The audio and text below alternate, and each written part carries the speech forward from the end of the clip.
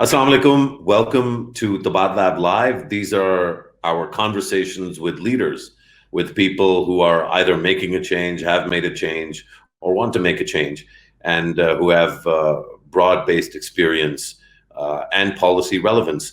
One of the most intriguing aspects of the COVID-19 crisis is the impact it's had on the economy, and we've had conversations with a wider group in our policy roundtables, and we've had one-on-one sort of interactions on this as well. The idea that the economy gets shut down principally means that consumption and demand is badly affected. And one of the major areas of concern for Pakistan, of course, with nearly 60% of the economy dependent on the services sector, is the retail sector. Concurrently, one of the great Pakistani stories over the last decade and a half, at least for me, is the emergence of Pakistani brands. And probably, certainly, in my view, one of the most astounding stories within that is the emergence of Cardi as a ubiquitous, universal, and very high quality Pakistani brand. Cardi has, I don't know, at least 50 stores here in Pakistan, right around the country. It's a truly national brand in that way. But Cardi is also an international brand.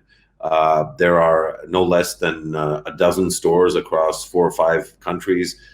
Cardi is recognized and known as a Pakistani cultural sort of mainstay. And one of the people, maybe the driving force behind the Cardi brand, of course, is Shamoon Sultan.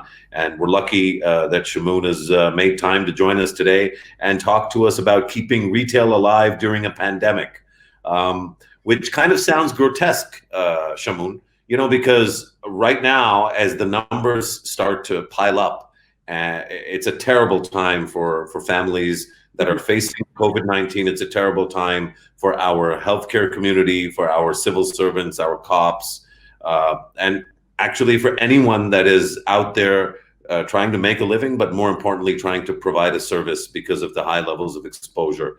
Let me start by, I want to get into the whole Cardi story, but let me start by kind of this weird conflict that has emerged. I think part of it is globally, many leaders, not just Imran Khan, many leaders have talked about its lives or livelihoods.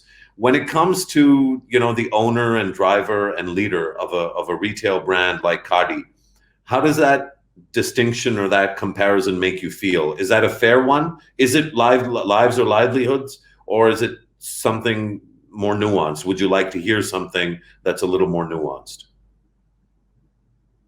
Musharraf, it's a very difficult question, and my mind says it's livelihood and my heart says lives. So obviously all the world leaders, I would hate to be in that position to make a decision at this point on what to do. But we have to fight the virus. We have to get out of it, but at the same time, keep the economy going. I think we did the right thing by shutting everything down. But I personally feel we lost out on the first 7-8 weeks, when we had the opportunity to sort of curtail the whole situation. And now, because even at that time, when there was a lockdown, the businesses were shut. But people were not really staying inside. If you talk about the masses, recently what I've heard is, and I've been talking about it and discussing it, a lot of your common person does not even believe that there's a problem, if there's a virus. So Pakistan में थोड़ा सा ये इसको manage करना मुश्किल था, but now we are in a very tricky situation. The cases are increasing every day. Fine, we've opened up, but this partial opening up is not even helping. Keeping the industry. When you talk about my industry, keeping it open for 5 days, shutting it for 2. Stores closing at 7 o'clock. This is not how retail works.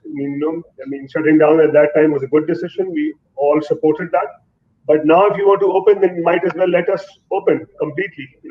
We, as responsible brands, when I talk about the entire retail industry of Pakistan, the organized retailers, I can talk on their behalf and say that we are ensuring that the SOPs are followed.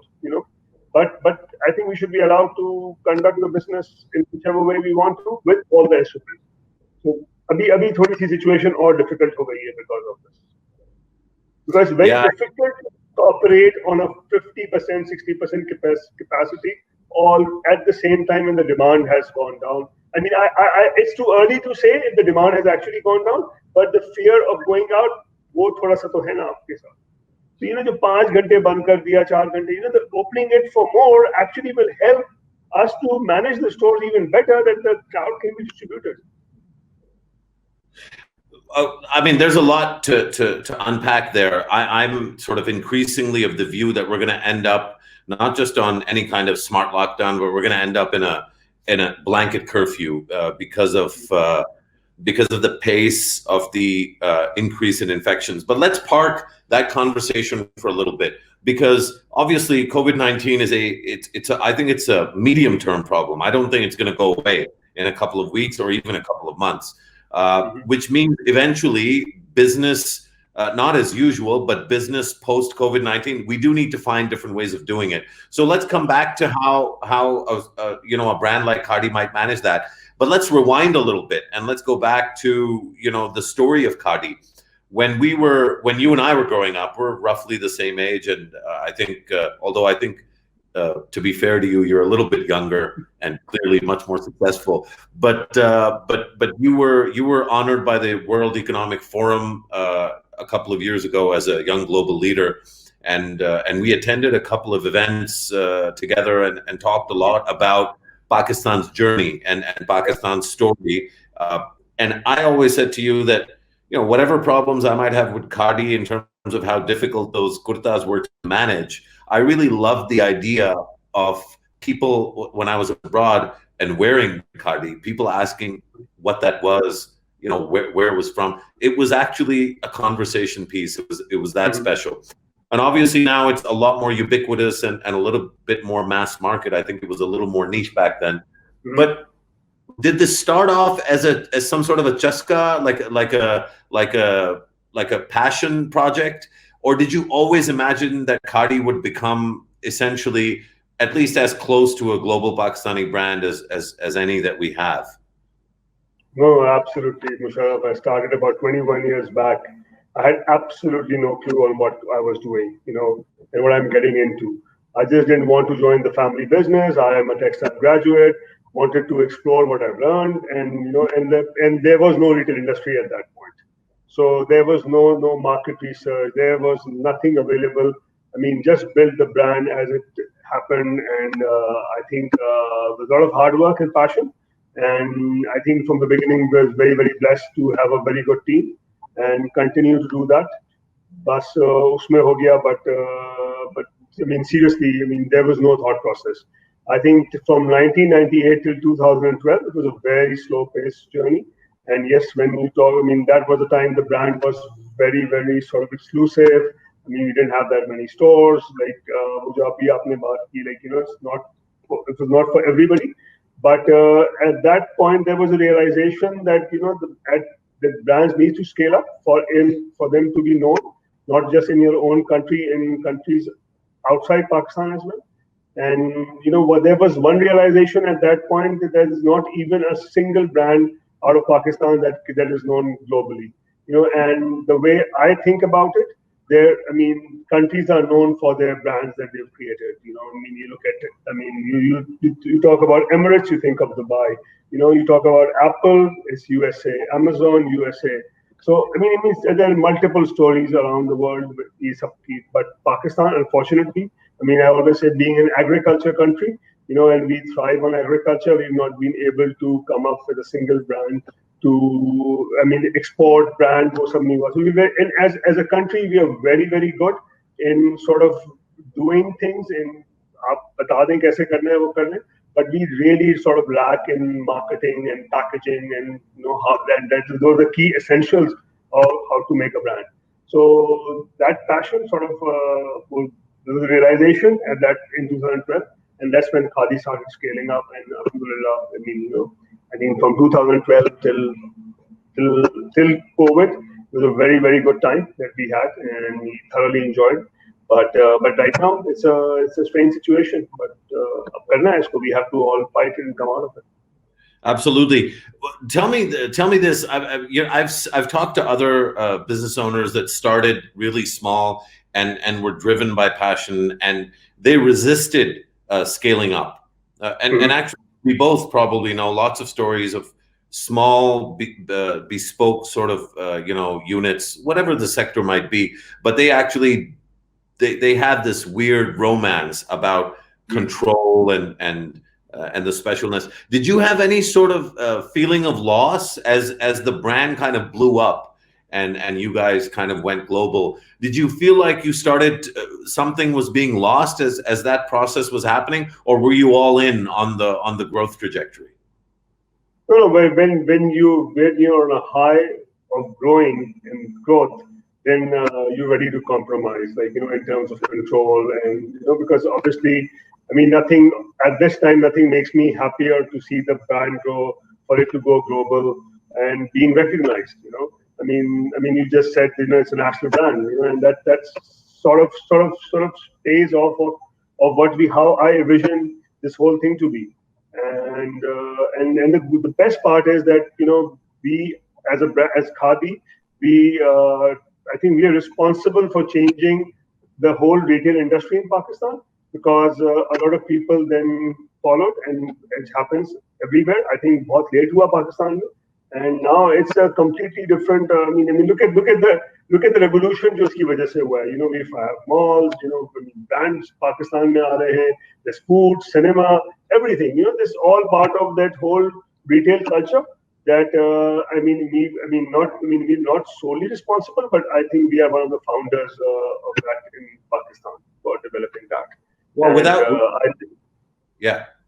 No, without question, you are, and I think it's an amazing story. I think people love to celebrate champions like yourself when when you're on top of the mountain. Uh, but I feel like maybe we don't tell the story or talk enough about the story uh, that gets you from base camp to the top of the mountain. Um, Talk to me a little bit about your work ethic and sort of how you overcome or overcame the really bad days or the bad weeks. A vital employee maybe letting you down in some way. Any kind of tragic events. Obviously, dealing with the authorities, particularly on taxation. Um, Intellectual property theft and those sorts. I'm sure you've dealt with any number of these challenges over the years. Now, of course, we all know Cardi, and I think more and more people, inshallah, will get to know you as a leader, your optimism and your energy and your passion for the country and for seeing other brands grow. Maybe not in your sector, but certainly I know you to be a person who wants other Pakistanis to succeed as much or more than you have. But talk a little bit about that journey in terms of your own sort of what's your management and growth credo, and how did you overcome adversity whenever you faced it? So first of all, Musharraf, I think we're still at the base camp, and I mean, in terms of, I think there's still lots to do, and abhi to, I mean, it's just the beginning. When you create an organization, कोई company brand आप बनाते हो, तो it's not for 20-22 years. A good company organization is जो कि 2-3 generations तक तो आगे जाती हैं. So, if Khadi story is about 150, 200 years, which I hope it is, this is just a start. In terms of challenges, I think every year there are different sets of challenges, and every time, and that's the best part about growth. जब भी कोई नया challenge आता है तो I mean आपको उस time पे लगता है कि this is the most difficult challenge that you will ever face, but the one after that is bigger than that, and it just makes you stronger. I could have never imagined a situation where there was a complete shutdown of 2.5 months, where sales went to absolute zero, almost zero. इससे बड़ा क्या challenge था, and but we're facing it. We're learning every day, and hopefully, inshallah, in about it's a matter of months, we'll say कि I mean, and इसको भी गुजार लेंगे, and we'll come out of it stronger, and we learn more. So I'm never scared of challenges. In fact, challenges excite me. But you have to face it. You have to face it, and I think as an individual, as an organization, you mature more every time you face one. So I mean, and there are a number of them. There are a number of them that I've faced in 21 years. But as I said, nothing bigger than where we are in right now. And in fact, I think again, in terms of blazing a trail, obviously other brands have done this, but probably in terms of scale, nowhere near at the scale that now you and I suppose Ideas in particular. So I guess you and Ideas and two or three other brands, but not that many, who are actually, when we say sourcing locally, that means that you're essentially establishing a buyer's culture and a buying culture within the country. When we started out, in our respective careers, the only buyers in Pakistan were the ones that were working for the US and European brands, and a lot of them were very, very boutique, bespoke shops where they would have a few fixers in Faisalabad or Sialkot or Karachi or Lahore, but basically they were buying for Pier 1, or they were buying for Bombay, or they were buying for Walmart or IKEA or whatever it was. And now, thanks to Cardi and several other brands, that buyer's market or that buyer's culture has been established here. When you started sourcing instead of manufacturing, that transition, you must have gone to the same market. So you would have probably picked up buyers who used to work for Levi's or Nike or Adidas or whatever. Talk a little bit about how that experience has been, because essentially what you've done is it's kind of the opposite direction, right? We usually think, like you said, that you build up the base locally and then go abroad. But in the case of Cardi and some of these other local brands, you actually had a work culture where people were used to buying at a very high quality because they were buyers for big foreign brands. Is that right? So luckily today, the entire Khadi's supplier base is all top textile companies of Pakistan. Obviously, a lot of them are our competition at the same time as well. So, I mean, for that reason, we can't source from them. But otherwise, jitni bhi Khadi ke suppliers hai, they are all very good organized companies. And Musharraf, I feel supply chain, people worry about supply chain, but I think supply chain is not that difficult to crack. I think supply chain is driven by demand. If you have the demand, if you have the demand, supply chain khud bahut create ho jati hai. It can take time, it cannot happen on day one, but eventually, demand drives supply chain. That's what I believe in. We started off very, very small. Even at the time that we left manufacturing, probably we were half of our size, or maybe 2/3 of our current size. It looked very, very difficult. A lot of people asked, ये जो आपने भी सवाल किया कि how will you maintain quality, कैसे manage करेंगे? But again, every time, these kind of questions are right. It's not that I didn't challenge myself at that point before making this decision, but then I only had one answer. If I look at all the international retailers, someone sitting in Italy, someone sitting in Spain, someone sitting in UK, if they can they're sitting over there, can source from Pakistan, India, Bangladesh, Turkey, Philippines, Vietnam. Myself, as a Pakistani brand, why can't I source from a textile mill which is about 3 kilometers away from where I'm sitting? So that sort of cracked it. Okay, fine, ठीक है जी, आपके पास वो capabilities नहीं होंगी, And once again, capabilities तो किसी के पास नहीं होती ना. Capabilities तो आपको build करनी पड़ती हैं, capabilities बनानी पड़ती हैं आपको. ये skills का पूरा होना पड़ता है. But ये सब demand के साथ हो जाती है. So again, just with that belief, ये हो गया. So it's interesting. That's a perfect segue into this idea of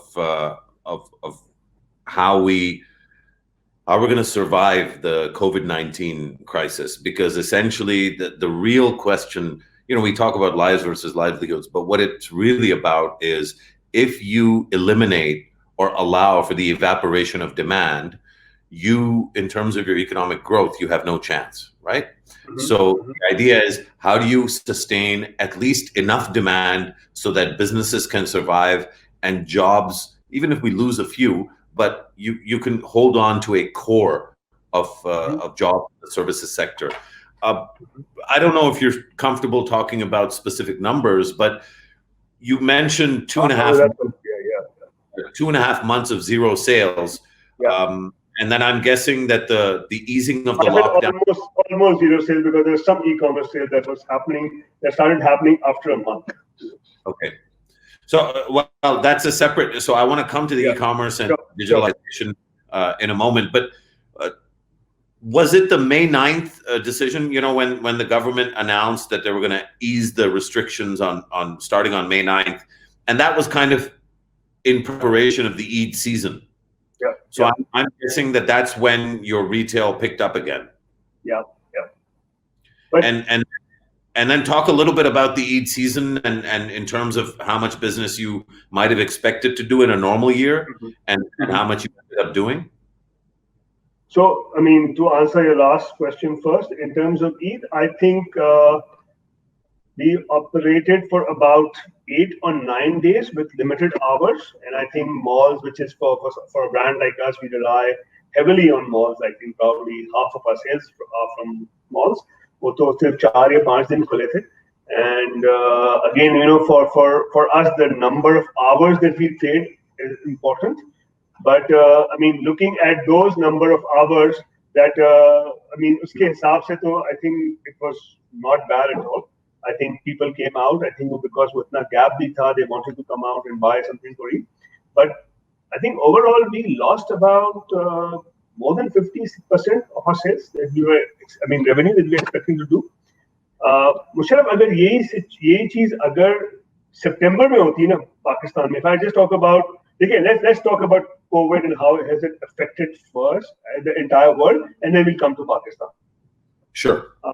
मेरे हिसाब से the 3 industries that have been affected the most. I mean, eventually, I think every industry will get affected if this continues for long. But immediately, 3 industries बहुत affect हुई: airline, hospitality, and retail. And retail, when I talk about, especially when you talk about value-added retail, So airline और hospitality हमारे मुल्क में थी नहीं, और retail बिल्कुल एक startup में है इस टाइम के ऊपर. So obviously the world problems बहुत ज़्यादा हैं, So again पाकिस्तान में क्योंकि वो इतना कुछ develop ही नहीं हुआ था, तो उतना पाकिस्तान में effect नहीं आएगा जितना दुनिया को होगा. When UK, obviously we have stores in UK. UK hasn't opened up as yet, but Dubai, there's a much sharper decline than in Pakistan. Because obviously those are developed economies, वहाँ पे ज़्यादा वो है, उतना आप जितने ऊपर जाएंगे उतने जोर से नीचे करेंगे. I think that formula applied over here. Because the world benefited a lot since 2008. After that financial crisis in 2008, in the last 12 years, दुनिया में बहुत कुछ हुआ. पाकिस्तान में इतना उसका नहीं फायदा हुआ जितना बाकी दुनिया को हुआ. तो अभी हमें इम्पैक्ट उसके हिसाब से कम आया. I personally feel that. So Pakistan की अगर मैं बात करूं, ग्लोबल डिमांड कम हो रही है. पाकिस्तान की बात करूं, yes, you can say कि कंज्यूमर का buying power कम हो सकता है, but at the same time I'm seeing opportunity as well.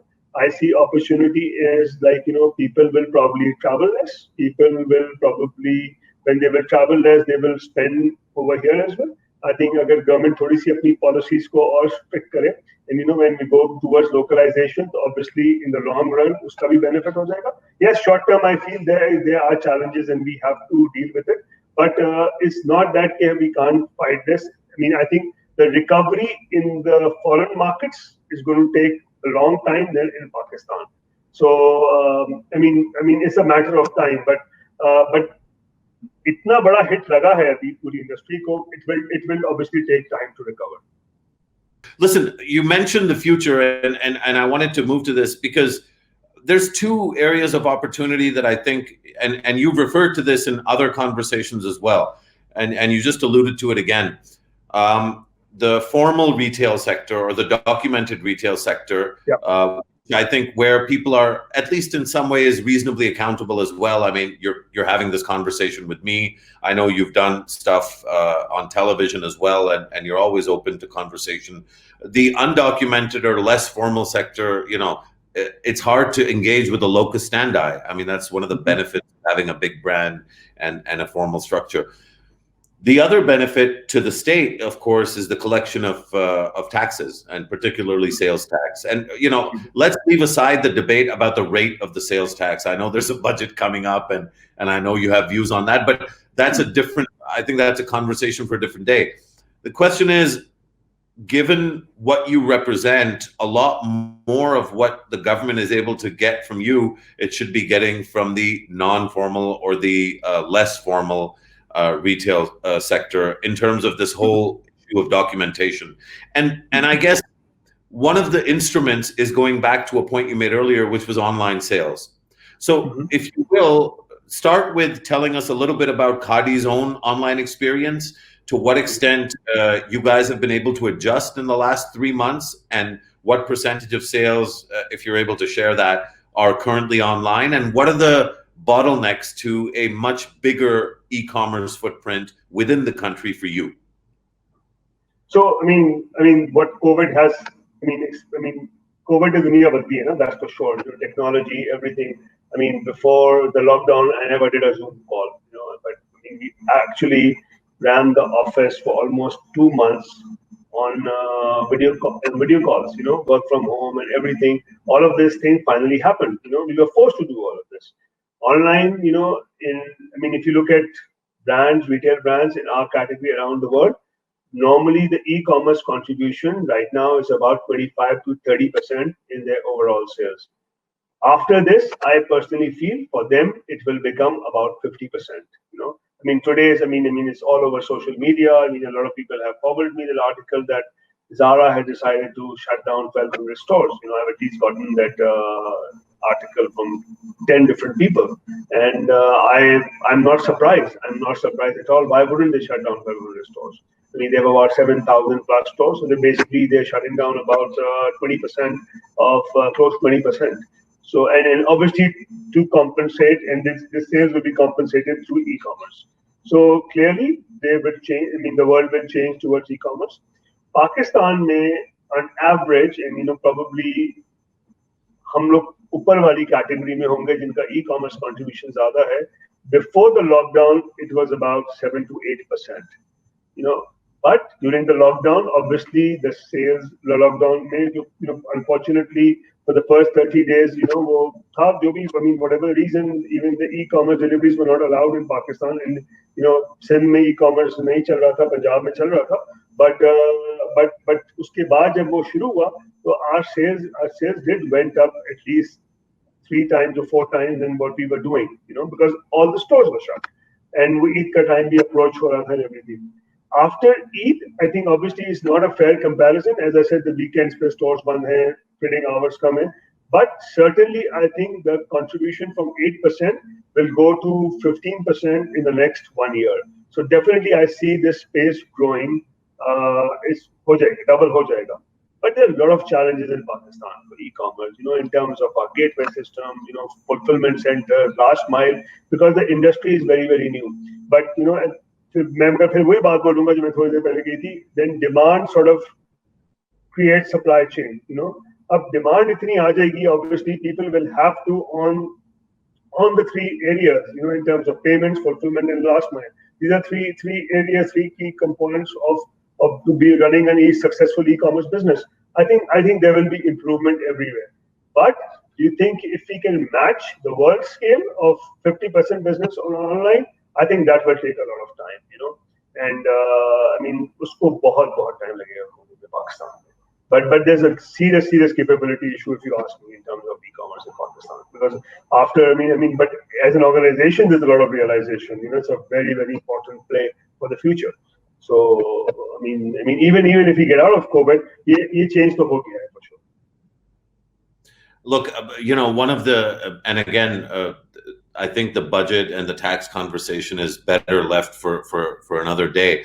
But certainly on e-commerce, because Tabadlab has done some work on this. One of the ideas that we've been playing with is to consider a tax rebate or basically a bit of a break, especially on sales tax, when the transaction is genuinely e-commerce. The problem, of course, Shamoon, that you and I both know, that as soon as that kind of break appears, people will be reporting e-commerce business, despite, maybe having traditional retail interactions. So it's really about developing and supporting the policy infrastructure with ideas that are cheat proof, but that achieve what I think this country needs, which is a significant move towards substantially more online transactions, because the more that they're online, of course, we both know, the more it'll be documented, and the more that it's documented, the better it'll be for the tax authorities going forward in the future.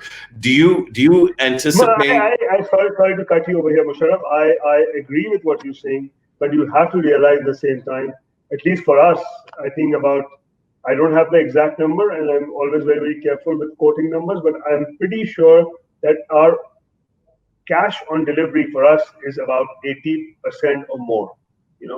If your e-commerce sales heavily is dependent on cash on delivery, I mean, I don't know how you will document even this sector. Yeah, and that's the biggest gap that I see right now in e-commerce. And those e-commerce players cannot solve. I mean, those are things for the banks and the state bank to sort of solve. And imagine, and then I'm talking about e-commerce. अगर वो पूरी transaction हो जाए मुल्की on sort of on cards or any other payment system, the documentation तो खुद ब खुद शुरू हो जाएगी. That's the problem. It's a cash economy, Yeah, absolutely right. Not only a cash economy, but also an informal economy. I don't know if you know this or not, Shamoon, but I'm sure you do.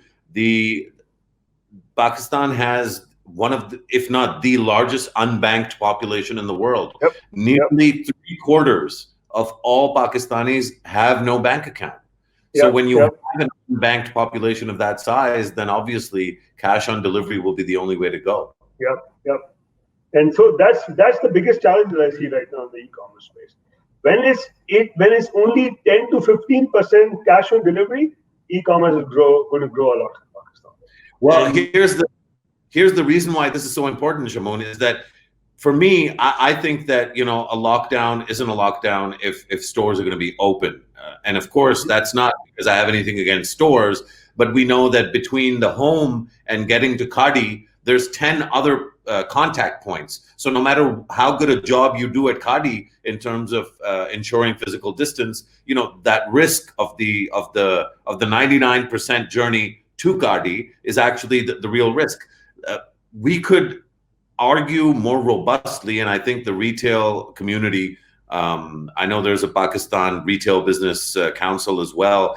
I think you guys could become allies in that sort of a thing if you had confidence that you could switch or transition, even if it wasn't overnight, but over time, to retain a substantial portion of your revenue by shifting online. But because you have a cash on delivery culture and you have these bottlenecks in the system, that's not about to happen anytime fast. So I think even for dealing with COVID-19, the e-commerce piece is actually quite vital. Yeah, obviously it is. And and even for the long run, it's very, very important. But Musharraf, as I said, it's going to take at least 3 to 4 years for this culture to change in Pakistan, where people again, इसका थोड़ा सा link आपकी education और इन चीजों से भी है, convert करने में. It's not just a lockdown cannot change this mindset. I mean, if you look at if you're comparing us with all those countries, जहाँ पे look at the उत्तर, आप वो देखिए ना कितना awareness कितनी ज़्यादा है इन चीजों के ऊपर. And those are very large economies, Yeah. Well, that's a journey. In Pakistan, we just started. We just started the retail sector. It's not even an industry at the moment. Sure. Well, I think that on that journey, you and your business, Cardi, and your voice are going to be vital. And so we hope that we continue to have the chance to talk to you, Shamoon, and to hear your views. I'm really grateful that you made time today. It's a fascinating discussion. I'm so grateful for you. Thank you, Musharraf. And for the fact that you were so open. Thank you for having me over. Well, we'll look forward to bringing you back, inshallah, real soon. Thanks, everyone, for watching. And that's all from Tabadlab Live. Khuda Hafiz.